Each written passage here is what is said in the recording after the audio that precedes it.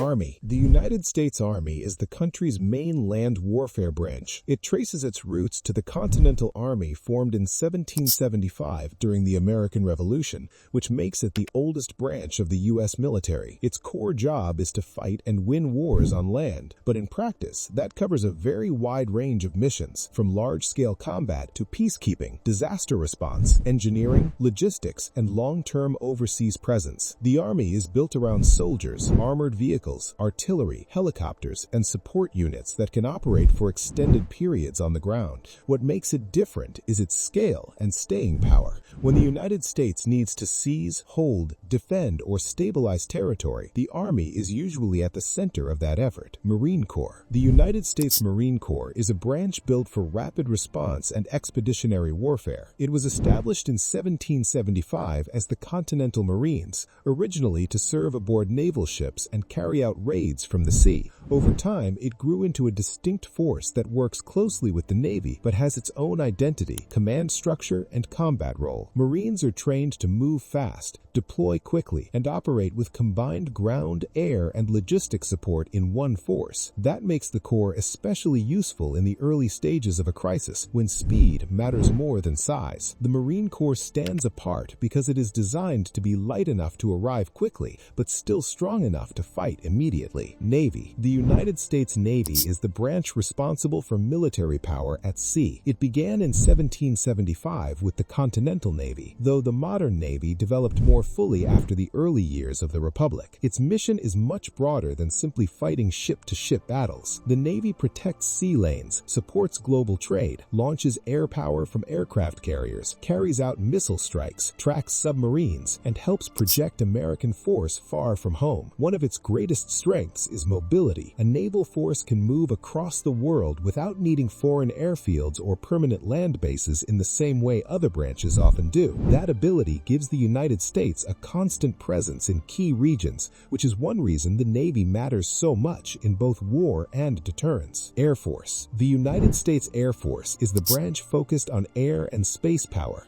though space duties are now shared with its own separate branch. It became independent in 1947, but its roots go back through the Army Air Forces and earlier aviation units of the U.S. Army. The Air Force handles air superiority, strategic bombing, airlift, aerial refueling, surveillance, nuclear deterrence, and a wide range of global support missions. It is built around speed, reach, and the ability to act across huge distances in a short time. What makes it different is how much it depends on technology, coordination, and control of the skies. In modern warfare, gaining and keeping that control can shape everything that happens on the ground and at sea. Coast Guard. The United States Coast Guard is the most unusual of the military branches because it carries out both military and law enforcement duties. Its origins go back to 1790, when the Revenue Cutter Service was created to enforce tariffs and protect maritime trade. Today, the Coast Guard normally operates under the Department of Homeland Security,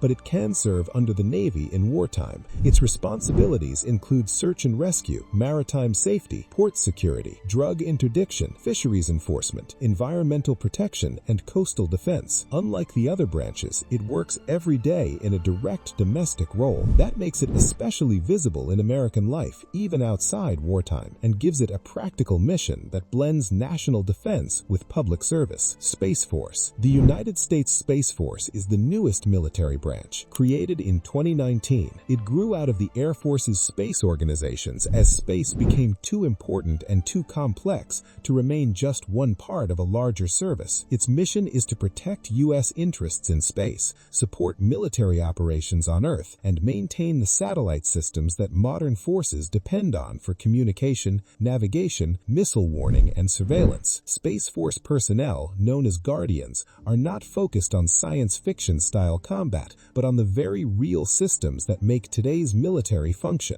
The branch matters because so much of modern life and modern warfare now depends on space-based infrastructure, and losing that advantage would affect every other branch. National Guard. The National Guard is not a separate branch in the same way as the Army, Navy, or Air Force, but it is a major part of the U.S. military structure and needs to be understood alongside them. It has both Army National Guard and Air National Guard components, and it serves a dual state and federal role. That means Guard units can respond to local emergencies under a governor's control or be activated for national missions by the federal government. Its roots reach back to colonial militias, which makes it one of the oldest military traditions in the country. What makes the National Guard different is that it sits between civilian life and full-time military service. It supports wars abroad, but it is also deeply tied to disaster relief, civil support, and domestic emergency response at home. Reserve components. The reserve components are the organized backup forces of the U.S. military, made up of trained personnel who serve part-time but can be activated when needed. Most branches have their own reserve structure, including the Army Reserve, Navy Reserve, Marine Forces Reserve, Air Force Reserve, and Coast Guard Reserve. These forces grew over time as the United States looked for a way to keep trained manpower available without maintaining a much larger active duty military at all times. Reserve units support combat deployments, medical services, transportation, engineering, intelligence, and a wide range of other missions. Their importance is easy to miss in peacetime, but in major operations, they become essential. They help the military expand quickly and sustain long efforts without placing the entire burden on active duty forces alone.